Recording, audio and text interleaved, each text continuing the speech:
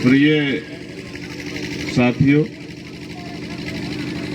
इस वाली बेल्ट में थोड़ी सी कमी है, बाकी तो सब लोग ठीक। इधर वाले सब लोग अच्छे हैं, इस वाली बेल्ट में थोड़ी सी कमी दूर हो जाएगी। जिस दिन व्यक्ति की अहमियत समझने लग जाओगे ना, उस दिन दूर हो जाएगी। मेरे साथ बहुत सारे हमारी पार्टी संगठन के सीनियर साथी भी यहाँ पहुंचे, मैं उनका भी आभार प्रकट करता हूँ। इस गांव के ग्रामवासियों और क्षेत्र के लोगों, क्योंकि सर्दी का समय और बहुत ठंडी हवा चल रही है।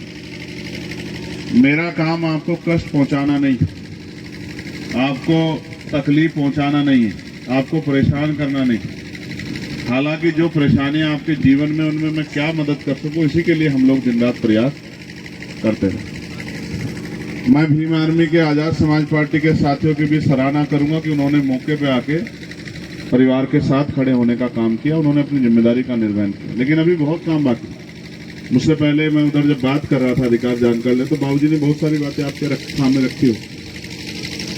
पहली बात तो ये है, अगर इस घटना की बात करें तो सन्नी था उनका नाम, सनी कितने साल के थे? सन्नी 21 साल के थे और 6 साल पहले इनके पिताजी का साया इनके ऊपर से उठ गया। अब इनकी मां खेतों में मजदूरी करके 250 रुपए कमा के इनका पालन पोषण कर रही। एक बेटा अपने पैरों पे खड़ा हुआ तो वो पड़तापुर जाके इलेक्ट्रीशियन का काम करके इस परिवार को इज्जत की जिंदगी मिल जाए, क्योंकि घर में एक छोटी बहन भी उसका प्रयास कर रहा था। फिर ये घटना घटी। देखने में तो ऐसा लगेगा कि भाई चलो एक व्यक्ति चला गया, लेकिन व्यक्ति एक नहीं गया। आकाश छोटे हैं, अभी घर में एक छोटी बिटिया है, बीमार माँ है। अब इस परिवार का क्या होगा? हम सब लोग आए हैं, कुछ में गुस्सा भी होगा कि भाई ऐसा क्यों हो गया, क्यों हम लोग मरने के लिए पैदा हुए हैं क्या? पीड़ा भी होगी, कुछ के अंदर आक्रोश होगा कि भाई हम खुद ही निपट लेते हैं। लेकिन ये समस्या का हल नहीं। अगर खुद के निपटने से, गुस्सा करने से सारी बात हल हो जाती तो ये तो फैसले बहुत दिन पहले हो जाया करते। हम संविधानवादी देश में हैं, जहां संविधान हमें अधिकार भी देता है और हमारे कर्तव्य भी सुनिश्चित करता है।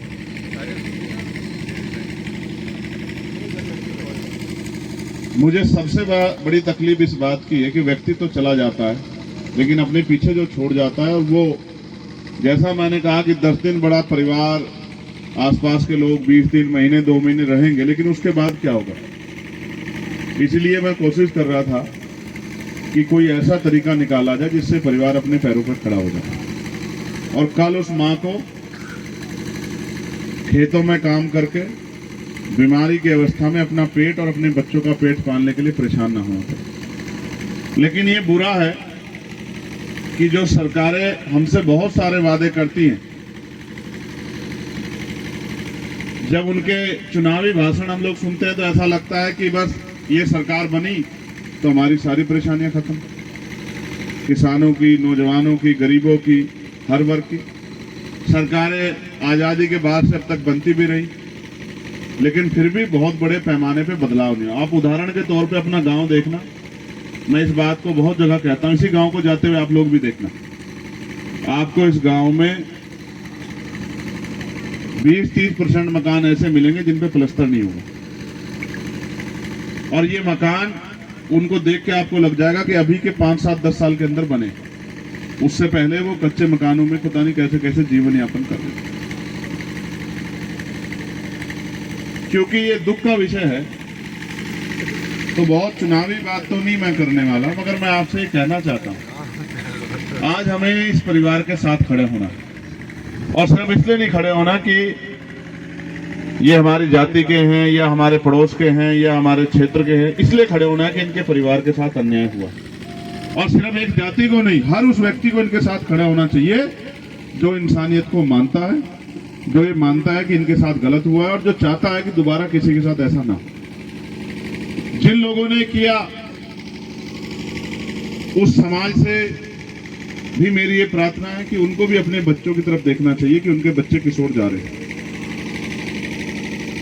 उनको शायद ये नहीं पता होगा कि ये अपराध करने के बाद अब उनके बच्चों को क्या भुगतना पड़ेगा। आजकल माँ बाप का अंकुश कम हो गया, बड़ों की बात मानना बंद हो गया। चाचा ताऊ को कुछ समझता नहीं, माँ बाप को नहीं कुछ समझता, चाचा ताऊ क्या बेचते हैं, गांव के आसपास के अड़ोस पड़ोस के बड़े क्या बेचते हैं, उनको तो कोई कुछ समझता ही नहीं।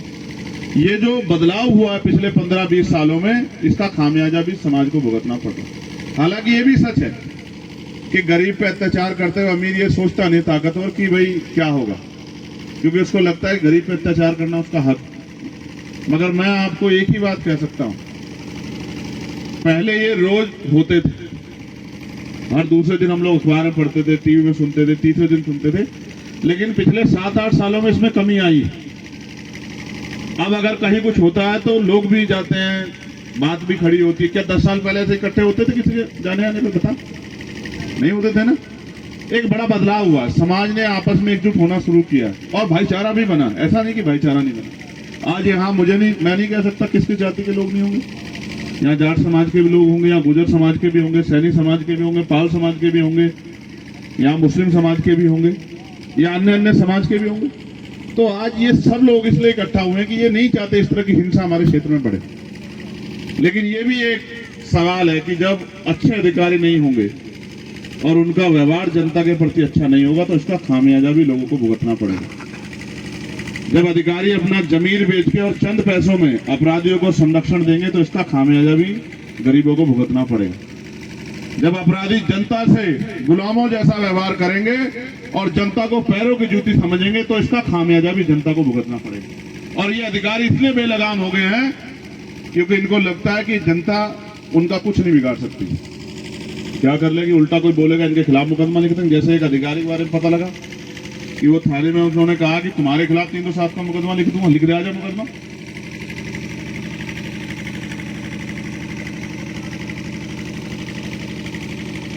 ये व्यवहार ठीक नहीं है, ये व्यवहार किसी भी कीमत पे सीओ साहब ठीक नहीं।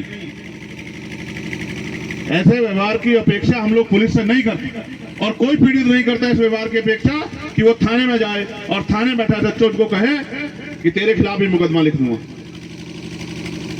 ये व्यवहार की अपेक्षा हम नहीं करते और हमारे लोग हिंसा से कोसों दूर रहते हैं। नहीं लोग हमारे लोग हिंसा का हिस्सा बनते क्योंकि हम जानते हैं कि अगर हिंसा होगी तो हमारा ही नुकसान होगा, मरेंगे भी हम और कार्रवाई भी हम पे होगी और हो सकता है मरने के बाद हमारे परिवारों को वो सब चीजें झेलना पड़े। इसलिए हम नहीं करते ऐसी हिंसा, हम नहीं हिंसा का साथ देते, हम नहीं करते किसी में हमला। लेकिन मैं स्पष्ट तौर पे कहूंगा कि अधिकारी अपने रवैये में बदलाव करें और नहीं बदलाव करेंगे तो ये याद रखना सरकारें आती जाती रहेंगी और ऐसा नहीं कि हम सड़क पे ही रहेंगे। 1 साल पहले बहुत अधिकारी हमसे कहते थे कि क्या चंद्रशेखर अभी तो बहुत समय लगेगा। मैं कहता था कि जिस दिन समाज मेरे साथ खड़ा होगा उस दिन देखना बदलाव हो जाए। और 1 साल में देखो क्या बात कहां से कहां चली गई है। जो सड़कों पे था उसको समाज ने, इस तमाम गरीब समाज ने दिल्ली भेज दिया है। और याद रखना अगर इनका हाथ ऐसे मेरे सर पर रहा मौका तो यहाँ मीरापुर में भी कोशिश की थी हमारे लोगों ने। मैं धन्यवाद दूंगा आप सब लोगों का कि आपने भरोसा दिखाया हम लोगों के ऊपर। कोशिश तो इन्होंने यहाँ भी की थी, वरना वो कोशिश कामयाब होती तो असेंबली में हमारी आवाज होती है। हम असेंबली में पूछते कि ऐसे अधिकारी कुर्सी पर क्यों बैठे हैं, आप मेरी बात याद रखना। लेकिन पूछेंगे हम पार्लियामेंट में भी कैसे निकम्मे अधिकारियों का कुर्सी बैठने का क्या मतलब बैठता है, जो तनख्वाह तो समाज गरीबों से लेते हैं और काम अमीरों का करते हैं, काम नेताओं करते हैं, काम पैसे वालों करते हैं। ऐसे क्या जरूरत है कुर्सी? इस व्यवहार को तब्दील नहीं करोगे तो लिखा जाएगा नाम आपका। और जब बदलेंगे सरकारें मौका मिलेंगी तो ऐसा रगड़ेंगे कि आपको ये रगड़ाई जो है बहुत दिनों तक याद रहेगी। और ये रगड़ाई इसलिए याद रहेगी, इसलिए नहीं कि आपसे कोई दुश्मनी है, इसलिए क्योंकि आपने कुर्सी पर बैठ के काम नहीं किया उन लोगों का जिनके लिए आपको कुर्सी में बिठाया गया। अब ये मत समझना कि अनाथ है, अब ये मत समझना इनको कोई पूछने वाला नहीं है। गलत फहमी में आपसे निकाल कर रखना एडमिनिस्ट्रेशन और पुलिस के लोग, बिल्कुल मत समझना। जो अच्छे अधिकारी होंगे उनका हम सम्मान करेंगे। और आप जानते हैं पुलिस की जितनी मदद मैं करता हूँ, इनके साथ परेशानी 8-8 घंटे की ड्यूटी की जगह 24-24 घंटे ड्यूटी, 48 घंटे ड्यूटी करनी पड़ती। मैं अकेला आदमी था जिसने पार्लियामेंट में आवाज उठा के और एक रिपोर्ट बन रही है अब इनको 8 घंटे की ड्यूटी मिले। बहुत सारी चीजें जो मैं नहीं कहना चाहता, क्योंकि मैंने एहसान नहीं किया, मैंने अपनी ड्यूटी की। लेकिन पुलिस का रवैया अच्छा नहीं है कि वो एक लाठी सबको हाँकना चाहते हैं, ऐसा नहीं, ये ठीक नहीं, ये नाराजगी है मेरी पुलिस से। अच्छे अधिकारी भी हैं, मैं मानता हूँ यहाँ अच्छे अधिकारी, और मैं मानता हूँ अच्छे अधिकारी को रहते कार्रवाई भी होगी, लेकिन कार्रवाई में न्याय में देरी भी न्याय को अवरुद्ध करने का काम होता, न्याय को रोकने का काम होता। न्याय करने से ज्यादा न्याय दिखना भी चाहिए। मैं हाथ जोड़ के पुलिस और प्रशासन के लोगों से कहूंगा, ऐसा व्यवहार मत करो। इसलिए मत करो कि सोचो कल किसी आपके साथ हो जाएगा तो आप नहीं सह पाओगे, आप नहीं सह पाओगे। अगर आपके बच्चे के साथ हो जाएगा, आपके भतीजे के साथ हो जाएगा, हम तो हर आदमी को, इंसान को अपना परिवार में, आप नहीं सह पाओगे। आप पिस्टल निकाल के घूमने लग जाओगे कि मैं इनको देख लूंगा, वो कर लूंगा, आप नहीं सह पाओगे। हमें सहने की आदत है, हमने सहा, हमें आदत है, हम लंबे समय सहते आ रहे हैं, इसलिए हमें आदत है। लेकिन ऐसा नहीं कि हम इसको आदत बना के बैठे हैं। हम इसलिए करते हैं कि ठीक है, कानून व्यवस्था सही रहनी चाहिए। वरना आप देखो, ए बेटे बैठ जा, हम जा, बैठ जा, बैठ जा, और बटन बंद कर ले, हवा ना लग जाए। हवा भी लग जाती है, हवा चल रही है ठंडी। इंसाफ अगर मांगने से मिलता तो सबको मिल जाता। शांत हो जाओ, शांत हो जाओ, शांत हो जाओ, आप उसकी तरफ मत ध्यान दो। आप देखो ये कितने लोग हैं, अगर ये सड़क पर निकल जाएं तो क्या कानून व्यवस्था ठीक रह सकती है? आप देखो। और ऐसा नहीं कि हम कमजोर हैं।